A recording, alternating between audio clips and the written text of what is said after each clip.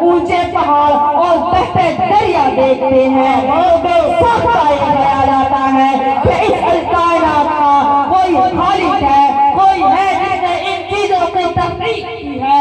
پھر ہم ایک قدم اور آگے بڑھتے ہیں اور سوچتے ہیں کہ رات آتی ہے، دن رخصت ہو جاتا ہے، صبح ہوتی ہے، شام ہوتی ہے، کائنات کے نظام بندے جگہ اصول کے مطابق چل رہے ہیں، کہیں سے کوئی کھڑا بھی نہیں ہے۔ سب سے قمر یعنی سورج اور چاند اپنے وقت پر نکلتے ہیں اور وقت پر ہی ڈوبتے ہیں، تو بے شک یہ خیال آتا ہے کہ اس عجیب کائنات کا کوئی حاکم ہے، کوئی ہے جس نے ان چیزوں کی تخلیق کی ہے۔ پھر ہم ایک قدم اور آگے بڑھتے ہیں اور سوچتے ہیں جس نے ان سارے جہاں کا مالک ہے، کوئی ہے جس نے ان چیزوں کی تخلیق کی ہے، کوئی ہے جسے کوئی روکنے والا نہیں، وہ جو چاہے کرتا ہے، اسے کوئی روکنے والا نہیں۔ دنیا پہ اگر کوئی روکنے والا ہوگا تو دنیا کا نظام اس اچھے سے نہ چلتا۔ اگر دونوں میں یعنی زمین و آسمان میں اللہ کے علاوہ کوئی اور معبود ہوتا تو وہ دونوں ٹوٹ جاتے۔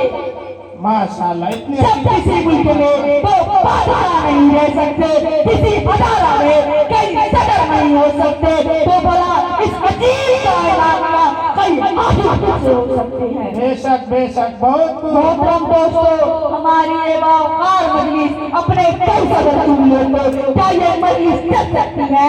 کیا ہمیں لوگ بیوقوف نہ کہیں گے؟ تعجب ہے ان لوگوں پر جو سارے جہاں کے کئی صدر مانتے ہیں، کوئی باپ بیٹا روح قدوس کی نظریں تراشے ہوئے ہیں، کوئی ہزاروں دیوی اور دیوتاؤں کو پرمیشور کا سازی بناتے ہیں، مگر بڑی افسوس کی بات ہے کہ لوگ انہیں بیوقوف کہتے ہوئے جاتے ہیں۔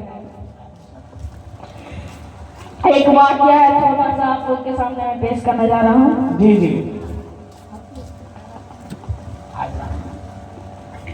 حضرت ابراہیم علیہ السلام کا یہ واقعہ ہے کہ ایک بار حضرت ابراہیم علیہ السلام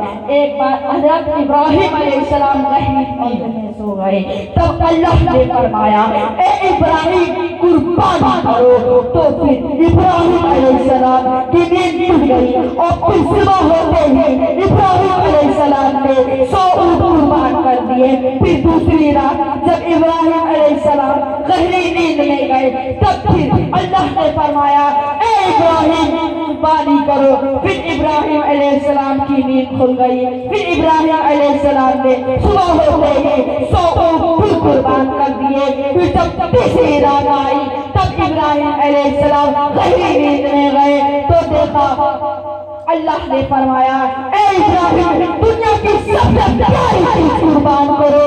پھر ابراہیم علیہ السلام نے صبح ہوتے ہی سوچنے لگے کہ میرے دنیا میں سب سے پیاری چیز کون سی ہے۔ تب ابراہیم علیہ السلام کا پھر پکارنے لگا اسماعیل علیہ السلام، اسماعیل علیہ السلام۔ تب ابراہیم علیہ السلام نے اسماعیل علیہ السلام کو بلایا اور پوچھا اے بیٹے تجھے میں ایک دعوت کھانے کے لیے جا رہا ہوں، ایسا دعوت کھانا جہاں آج تک کوئی نہیں گیا، ایسا دعوت کھانا ایسے صحابہ بھی نہیں گئے جو اس دنیا میں آئے، مگر ایسے چیزیں کیے ویسے دعوت کھانے کے لیے جا رہا ہوں۔ تب ابراہیم اسماعیل علیہ السلام نے اپنے